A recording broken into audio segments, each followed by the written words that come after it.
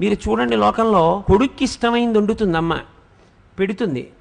వాడు మళ్ళీ మారు అడగలేదనుకోండి, ఏం తెగులు, ఇంత కష్టపడి ఉండాను ఎందుకు వేసుకోవు అందో. ఏనన్నా బాగులేదా, ఏమన్నా తేడాయా, ఇవాళ బాగా రాలేదా, ఏమన్నా తప్పు చేశానా, ఎంత బాధపడిపోతుందండి. రెండో మాట వాడు వేసుకు తినలేదని, నువ్వు తినలేదే ఏం తినొచ్చావా ఏమన్నా అని ముందు అందో. ఎరా రెండో మాట వేసుకోలేదు, బాగులేదా ఇవాళ అంటుంది. అది అమ్మ అంటే. అందుకే అమ్మ సౌందర్యలహరి. ఆమె ఆఖరి ఊపిరి పర్యంతము ఎప్పుడూ నీకు క్షేమాన్నే కోరుతుంది. తల్లికి తండ్రికి ఉన్న చిన్న తేడా కారణం చేత తల్లికి పెద్ద స్థానం ఇచ్చారు. తండ్రి సమానుడు, నేను తక్కువ కాదని కానీ, తండ్రి పనికి మాలిన వాడని కానీ, తల్లితో సమానుడు కాదని కానీ నేను ఎక్కడా మాట్లాడటం లేదని మీరు గుర్తుపెట్టుకోవాల్సి ఉంటుంది.